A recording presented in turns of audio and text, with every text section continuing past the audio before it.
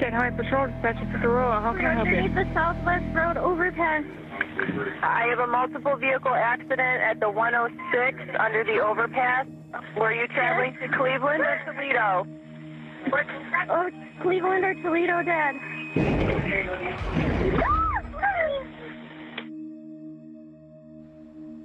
I'm panicking. I see my mom in the passenger seat.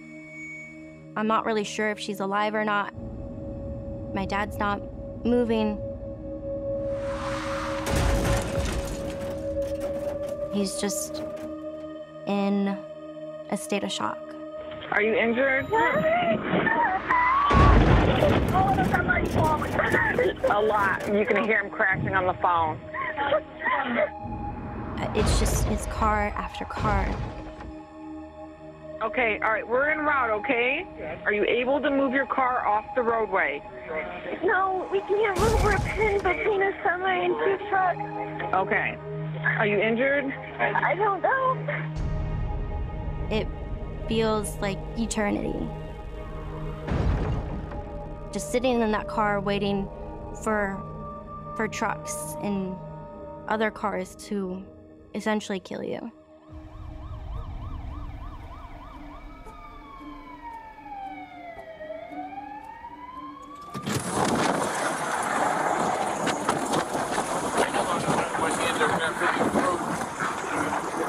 Oh, go ahead. I got everyone in my car, even in the front seat.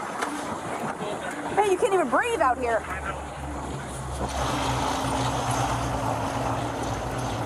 It's complete. Plus, there's so many people trapped in here, and they're saying, the firemen are saying they can't get through with their resources to get over to help get people out.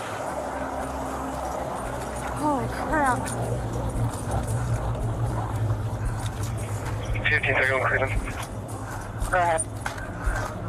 Can you get a hold of maintenance? I can break free and get some flares out on the westbound to keep traffic stopped, but I'm going to need a little bit of help. Okay.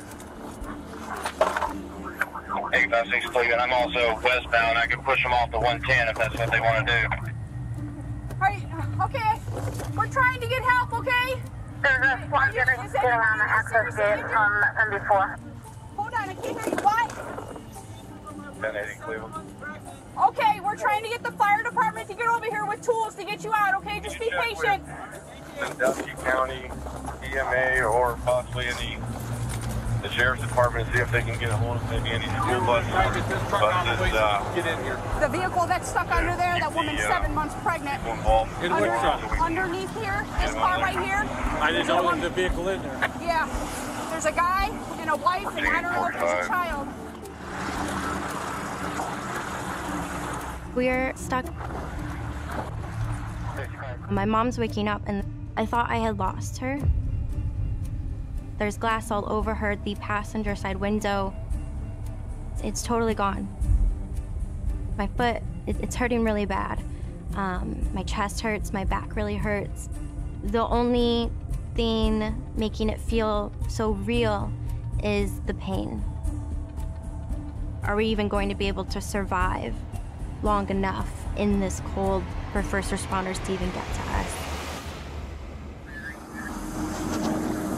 I think right now we're at 3. Oh, yeah? There's one trapped in there that's still talking. That's good. One of the fatals was this car right here. Okay.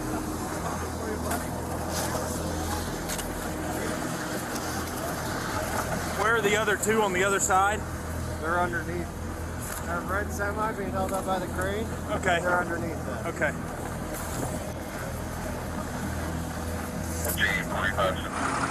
We got a bunch of people, I guess, on the other side of the overpass.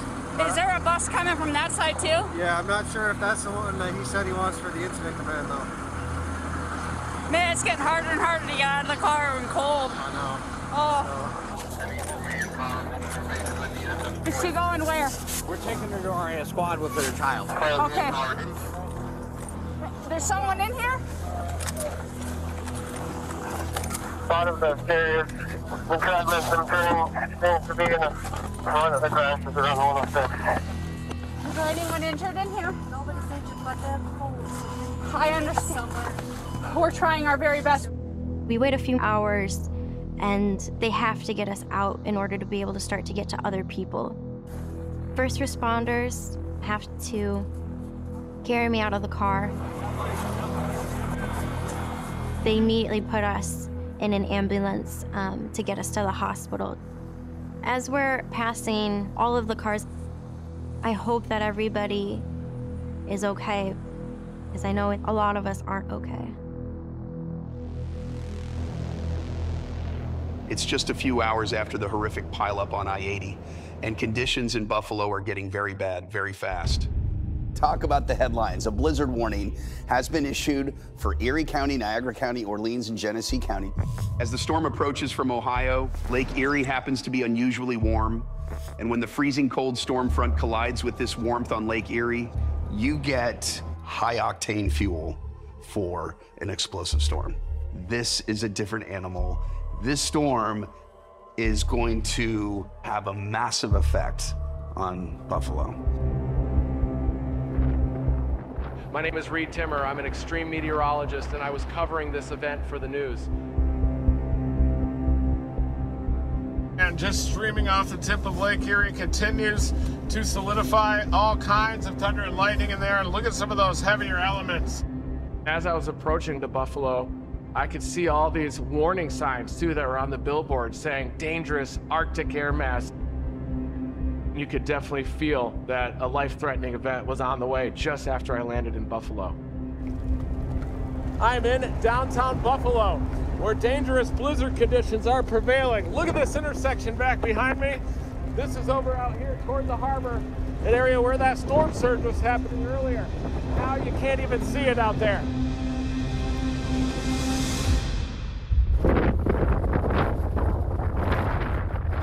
For me, snow was never a scary thing. It was always, you know, good to see the snow, but I've never seen a whiteout like this. Snow coming in my house from the creases of my door, all the snow was just blowing in. And I've never seen nothing like that, and I was just like, this is really crazy.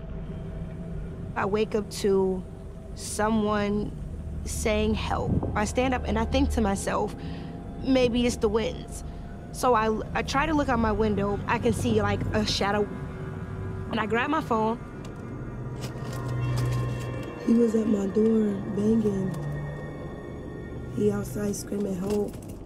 Older white man, I just can't let him in my house though. I don't know what to do. I feel so bad because he keeps falling. He keeps screaming help. I don't know what to do. I feel so terrible.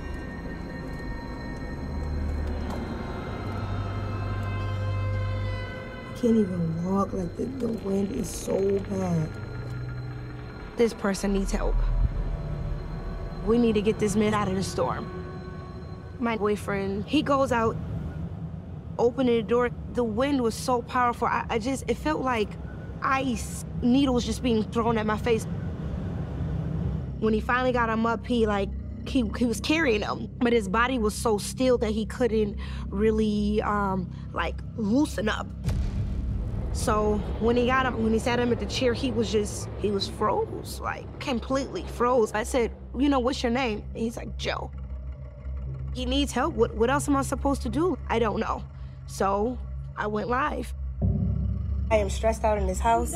I currently have an older 64-year-old white man in my house. I heard him screaming for help. This is what his hands is looking like. We got to get some help. He has gangrene on his hands. He's gonna lose his fingers. He's gonna lose his fingers. I don't know what to do. Y'all need to share this. He had a bag. He had this bag on his hands. It were frozen to his hands, okay? I cut it off. After I cut it off, when I cut it off, his hands, I turned around and I had to blow dry the ice off of him. He's in pain. He's in pain. Look at this, y'all. I thought, what if he dies in here? And I'm scared. I'm scared on so many different levels. He needs to go because he needs medical attention.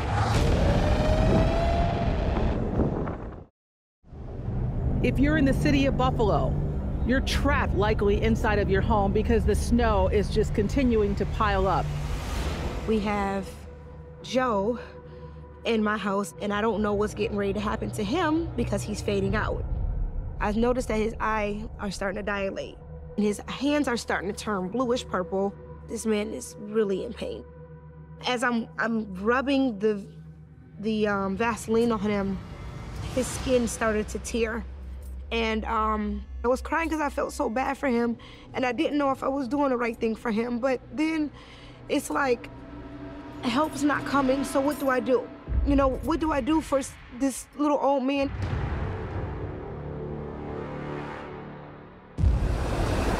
It's whiteout conditions. We've seen no change throughout the day. Over here at the waterfront, it is windy, it's gusting.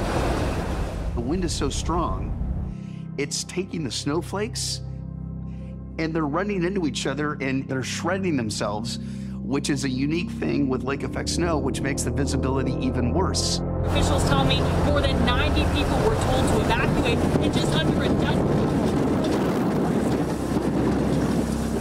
We did fear for the community, for those that felt that they could brave the storm.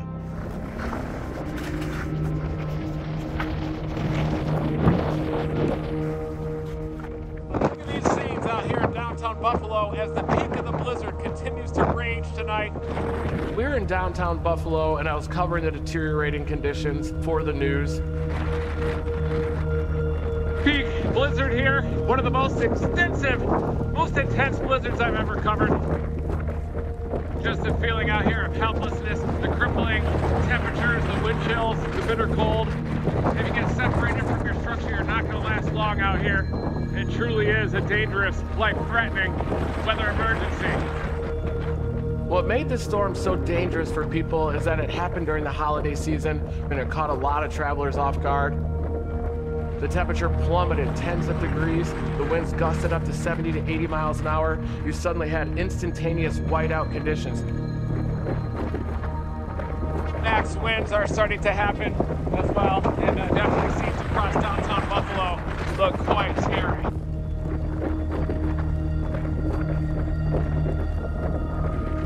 I saw a vehicle with its emergency lights going. And I ended up looking in the vehicle, and I saw like a full family in there. We do have a problem. We have people that are diabetic and asthmatic that are stuck in their car back there. I'm having to try to figure out a way to get them. My friend Brandon had his vehicle just a couple of blocks away. So I just guided my friend toward that family, and they're wrapped in their vehicle.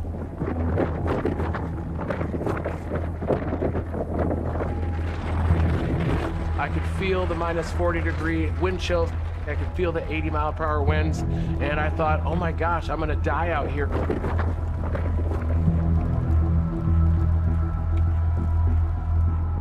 I had to be very careful. Even just getting a few feet from their vehicle to a warm vehicle was a challenge.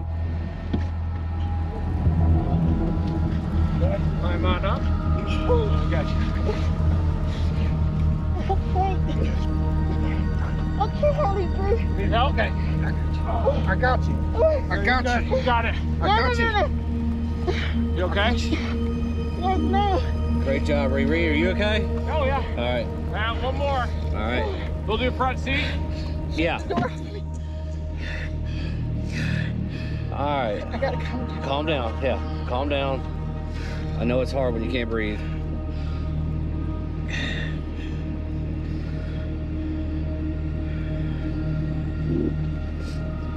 Then we'll get you in a nice warm hotel here in a second.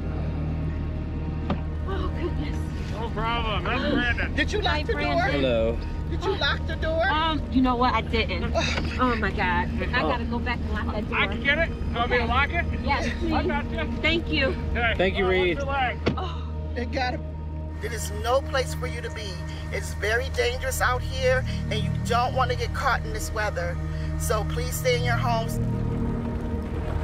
This Buffalo blizzard was actually the most extreme, life-threatening event I've ever chased, and that's across all hurricanes, tornadoes, and everything else.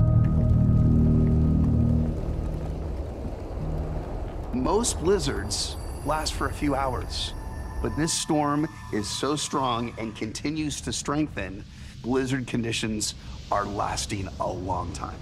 And all they do is dump snow right on Buffalo. There was vast amounts of snow, streets that are clogged, and stuck vehicles. Andell is bubbly. She's a loving person. She's a caring person. She is goofy. She's always singing. She sings a lot. When she's playing with my kids, her nieces and nephews. As she's driving home from work as a certified nursing assistant, she gets stuck in the snow around 3. And she basically sends us a video.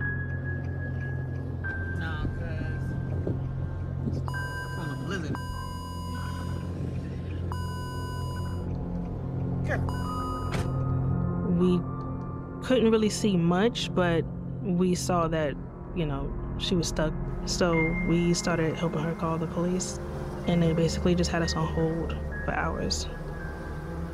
She was like 5 minutes away from home. About 8:30, she said, "I don't know how long this gas is gonna last." She said she was mad. Her car door is now covered with snow. Around 11:55, she said, "I'm about to go to sleep because I keep dozing off. When I wake up, I'm gonna walk." She sent another video around 12:09 saying the snow is at her stomach line, but nobody responded really.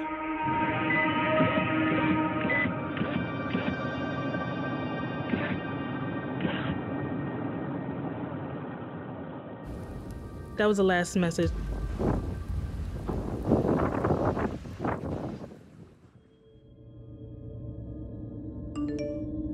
I woke up to text messages asking if anybody has heard from her.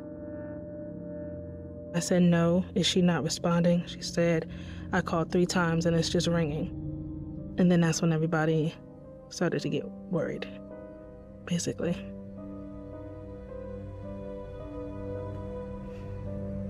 That was kind of hard to read.